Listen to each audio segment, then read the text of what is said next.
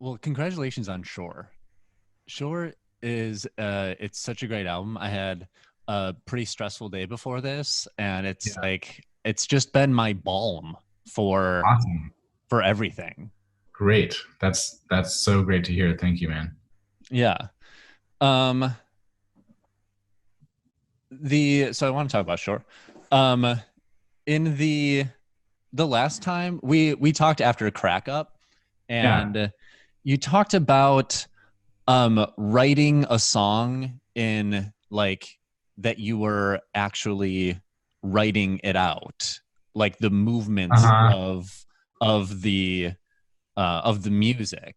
Did you do Yeah. that same thing here, or what was your technique for writing the music in this one? This one that I tried a little bit on Crack Up, and I've tried that since then to varying degrees of like success and that it's funny you mentioned that because that was something I was thinking about starting to do tomorrow for trying to think about more music to make and try because I didn't really do that for the songs on Shore. That was just kind of going into the studio, going into a space every day and kind of um, you know finding part after part after part somehow, by your hands making a mistake or singing some line that ends up feeling like it has potential.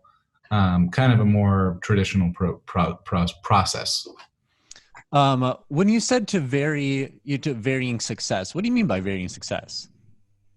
Oh, just some of those ideas will stick and some will not. And I don't know. I really want to keep. I'm glad you brought that up because I really want to keep working on music, and I think I'm trying to get in that mindset where you're just brainstorming all the different ways you can kind of be making stuff that has some variety and staying busy. Yeah, I really liked it. I mean, for what it's worth, I think like I think you could tell while listening to the album that like you can tell the intention behind it, and Yeah.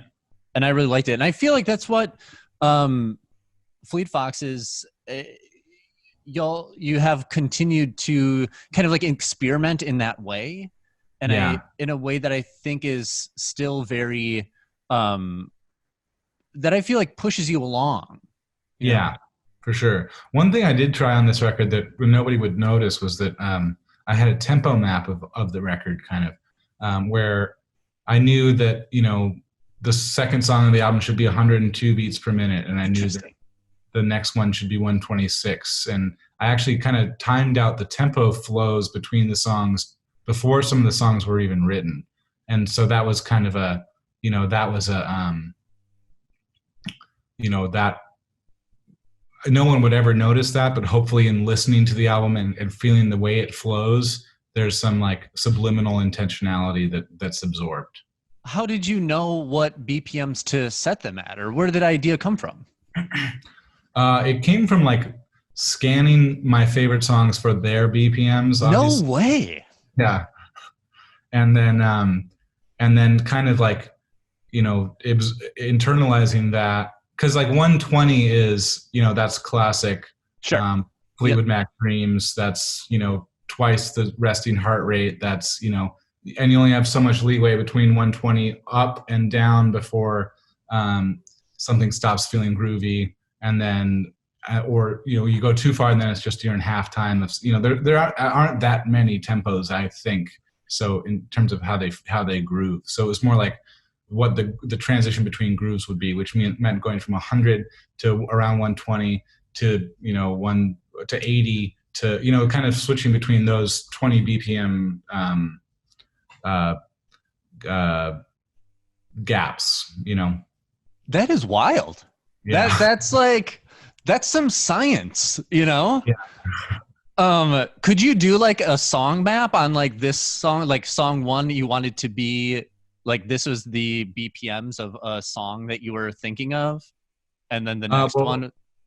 the first song um, didn't have that because there is no consistent tempo in it, and uh, it's that but the Pro Tools session for it is very aggressively tempo mapped in terms of like small tempo fluctuations that were ended up getting mapped out exactly in the click track. Mm-hmm. Um, but that one, it was more like 100, around 100 for Sunblind was like, that's how it's going to kick in. And then feeling like 80, there are a couple songs around 80, just feeling like that's this slightly too slow strut kind of tempo. That's wild. How do you do the like how do you match that science with the art then? How do you like put that down and you're like, okay, around this, we are going to create this beautiful soundscape that's going to match this skeleton. Well, it was good to have the tempo as the only control because it defines so much, but it also leaves so much open. So if you're like, this song needs, if you're just saying this is 80 BPM, whatever the song is, that's how fast it's going to be. Mm. There are so many. You're left with so many ways to do that. Obviously, the whole chord world is not dictated. The whole, all of that is up for grabs. So I think it was helpful to have one control like that, and then everything else was kind of, like the White Stripes, only 3 instruments or something. Sure.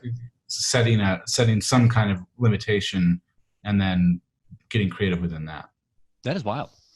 On Waiting in Waist High Water, you have could you say the singer that you have on it? Uwade Akere. Uwade Akere. And how did you find Uwade? He was a friend of mine sent me a clip of her covering Mykonos on Instagram. This was about a year and a half ago, and she's like 21 years old. She was probably 20 at the time, and I was just blown away by like how amazing she made that song sound, and staying very true to the phrasing of the recording, but like the texture of her voice is just unreal to me. Mm-hmm. I'd never really heard a voice that evokes that exactly. This weird combination of like texture and ease. And so after hearing that, I connected that. Hearing her, I connected that to this piece of music, Waiting in Waist High Water, that I had, but that I didn't really want to sing myself. And then it was kind of a nice coincidence or a kismet kind of moment where I was like, oh, there's the voice that's going to sing it. Thankfully, my friend sent me this clip, and then it was also a nice coincidence that when we were recording in France, she was studying at Oxford, so it was easy for her to take the train down to record with us for a day. And then in the studio, she was just like very confident, very poised, very like, I would be very nervous if I was 21 and I was going to sing on an album, from a band that I'd covered or something. Yeah. But she was just like that is totally in her element, and it was very inspiring. That story is like the literal dream. Like you put like a cover song on Instagram and you're like, maybe Robin Pecknold will see this and ask me to sing on his album. And then it happened. That is like that. I just, that's the dream come true. Yeah, it's kind of the modern equivalent of that story around the Dylan Desire album, where the woman who played violin on that album was just someone he saw playing on the street, and then he asked her to be on the record. She was just a busker in New York City somewhere, and it's kind of the modern equivalent of that. That I absolutely love that. So on the album, water is a real theme. I feel like water is kind of like the largest natural theme that you have connected to the album. Why is that? Okay, I mean, the one pretentious way to... I'm in it for the pretension. Give me the whole thing. You don't have to undersell it. Like, I think I was, okay, let me give the pretentious answer first, then I'll give the kind of more direct, clear one. The pretentious answer to that is that I was thinking a little bit about how water operates, waves through water operate like sound waves through air. And I was thinking, from surfing the last few years, I kind of got hung up on the stony realization that when you're surfing a wave, you're not surfing on moving water, but the water itself is moving vertically up and down, but it's just, there is a pulse of energy that's moving through the wave. Yes. And you're trying to match your velocity to the velocity of the energy pulse, and the wave doesn't, the water isn't moving really until the wave breaks. And so that just came to be like that was kind of a stony realization that I had, and then it came to be meaningful to me, like just emotionally, just as like, feeling like, you know, um, we are, psychologically mediums for these things that, these energy pulses that are passing through us from time to time, and that we're not always, we're yeah, we're the medium in which things are being expressed more than we're the thing that is being expressed, Yeah. um, and so that idea, I guess, that resonance between music and water kind of stuck with me. That's one, a little I more oblique way of looking at it. And then I more had directly, what's that? I had this moment a couple months ago where I can't like I was on mushrooms and I was like down, we're on Lake Michigan here. Yeah, And me and my friend just like went to the lake and it was a sunny day and we're sitting on the lake and I'm all stony as well. And the waves are coming in and I got caught on this idea that is like, what pushes the waves? right. What is this thing? It's like it's this energy that will not stop. You know, Yeah, it just goes. It's just totally. there. And Yeah, that was my trip, was like there is this energy that I don't understand. yeah.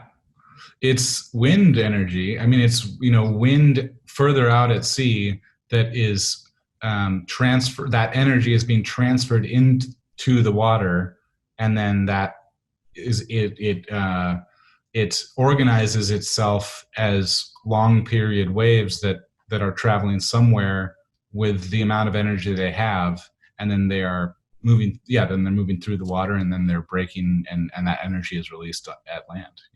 And yeah, so that's for sure. I get hung up on that stony ass thing as well. I Yeah. think one other thing with I had kind of a surfing close call where I almost drowned a couple years ago, and so after that, I think that water came to be just seem really really dangerous to me. Anytime I tried to go surf, Mm. anytime I tried to go surfing again, when I would get caught in a rip current or like could feel like the water beneath me kind of being, you know, pulling me out to sea or losing control a little bit, I would have a lot of trouble with that, like panic wise. And so that's been like something to kind of get over for me. So I think like shore, it's like this safe space, this safe spot on the edge of something dangerous, and then Mm. that was kind of the the feeling I wanted the music to have, like safe, like where where's being on the edge, living on the edge of living at the edge of death, or just those kind of liminal spaces where they're kind of you're having to hold those two things at once. Yeah. You ever watch any Werner Herzog documentaries? Yeah, I watched like 7 in the past like 2 weeks because that's like the exact thing that he plays with, is this yeah, idea that like our love for nature and our kind of like obsession with it and the danger of it, and then like yeah, how much like nature does not care about us. yeah, Nature is ambivalent to our existence. yeah, totally. The birds do not sing, they scream in pain. Yeah, the yeah. I but I do not hate the jungle, I love it against my better judgment. It's fornication and death. Yeah, There was like a video that I took of him doing like in Grizzly Man, where he was like, yeah. this man, he thinks that harmony is the way of nature. I Yeah. think that the thing that connects us is murder. Overwhelming and collective murder.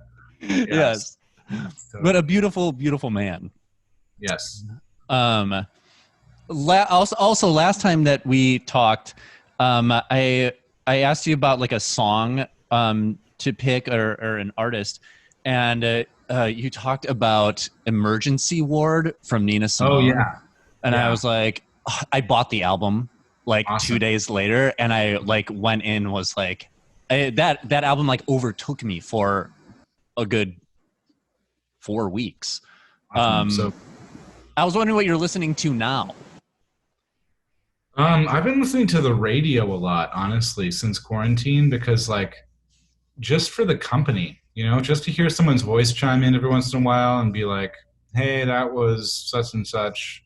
Or just listening to like classical radio, which I've never really done before. Yeah. Uh, and just like the radio. Um, and I have like, you know, finishing the album, I haven't really kind of like, I made a big playlist a couple years ago of like 17 hours of songs, stuff like Emergency Ward or Martha Russell or Sybil Bayer or, Ethiopian music, stuff that I really have come to love a lot.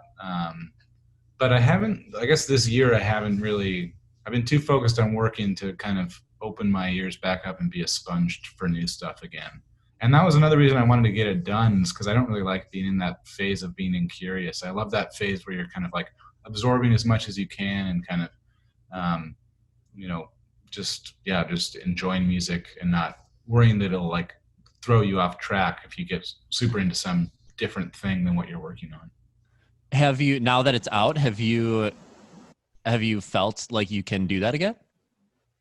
I'm feeling it more and more. Yeah, I think this fall I'll dig back into some of the stuff I listened to from this year that came out this year that I didn't give much time to maybe. Um, and yeah, it's fun. I feel like I want to. I got I've always been pretty into Brazilian music, but then I've made a couple friends down there who have sent me just dozens of hours of stuff that I didn't have time to kind of dig through it all. And Yeah. that's going to be super exciting this fall, I think. Just dig into that stuff. What else have you been curious about lately? Curious about? Yeah. Um, I feel like that's our lives, is like people that love things like that are creative and are always, in it. I feel like it's a constant like churning of things that you're like uncovering those curiosities and yeah. Well, I did get pretty curious about sourdough, like everyone else. And it was actually fascinating because it was, it's so scientific, but it's also so feel based. You kind of can't. I came to learn that you kind of have to be listening to the dough and like yeah. treating it. It's never going to be the same process because the humidity and the temperature are going to be different in the air, and the state of the starter is going to be different, and there are all these factors you have to pay attention to, and it kind of that was cool. I've been cooking a lot. I think like I love cooking, and I love kind of relating that to music in some way. I haven't really like. I was super curious. All of the coronavirus stuff in the beginning was like, in a obviously it was horrifying, but it was also just following along with the kind of epidemiology was very fascinating to me, and trying to learn as much as possible about the virus and following different people, different scientists and different doctors, and just kind of getting the lowdown and all that was fascinating. The financial crises that have been, those were, I don't know, I felt like I wanted to learn what ETFs were and what the commercial paper market was, and what all of these kind of like blind spots that I had, that I became curious about. I bought a book on economics like 2 weeks ago. Yeah, I was did the same thing. I was like, uh, I should have my own theories on this. For sure. And how we're going to deal with just this insane amount of debt we're carrying, and all these things that we're going to be watching the ramifications of in the coming years. Yeah. That stuff is all piques my curiosity for sure. And but there's only so much of that you can hold on a day-to-day basis. Right. One thing on the way, like a half an hour ago, I was listening to Van Morrison's St. Dominic's preview. That there's something about that. It's a weird tangential line to Fleet Foxes, but I feel like the way that he brings out his soul and carries those notes for a long time is, Yeah. I was like, well, I see this in Robin. Yes, for sure. Totally. Have you ever gotten into Van? Oh, totally. Yeah, I love him, and I love how like Um, I feel like he's always like his singing is never like when I sing along with him, it's never as high as I think it is because he's just singing with so much passion, Yeah. and it's just, but he's never singing as loud. Like I always think that I need to write, at kind of at the top of my range to get it across that this is like a passionate song or something. But you kind of don't. You just, like the most passionate vocal on this album is the song Sunblind, I think, but it's not high in my register at all. And that's a total Van Morrison thing. Just finding those zones where you can kind of like the zones in your register where you can be the most as emotive as you want to. And that's not always the highest area. I think his key is that he goes low, you know? You got to start low. You got to make it, it's all about the contrast. You got to have, yeah, any note can sound high if you start low enough. Yeah. Yeah. Totally. What is the most passionate line on the album that you were talking about? On Fleet Foxes? Yeah, on Sunlight. Yeah. Um, that's such a weird song because it only came together like 6 weeks ago, and it was such a charmed kind of like, where is this song even coming from? It's just like such a kind of, really keystone, capstone kind of song for the album that was missing for so long. And it was, I feel like a song like "Can I Believe You" that existed for a long time, and that was the one where you're like, oh, nice, we got this jam in our back pocket, So Yeah. something. But then Sunblind was like, damn, we got this one out. This is such a good way to start the album. And so I still get kind of choked up, like seeing people cover it, or like it's still like really fresh emotionally for me. That song is, and so like singing "In Your Rarefied Air," I feel Sunblind, looking up at you there, high in my mind, only way that I made it for a long time. All the stuff at the end of the last chorus, all that stuff still like. Even though I wrote it, I don't know, I still really affects me hearing it or singing it, and it's that's never the case really. I don't really feel that way about the music that I make, but there's something in that song, I guess, because it's about so many of my heroes, and it's about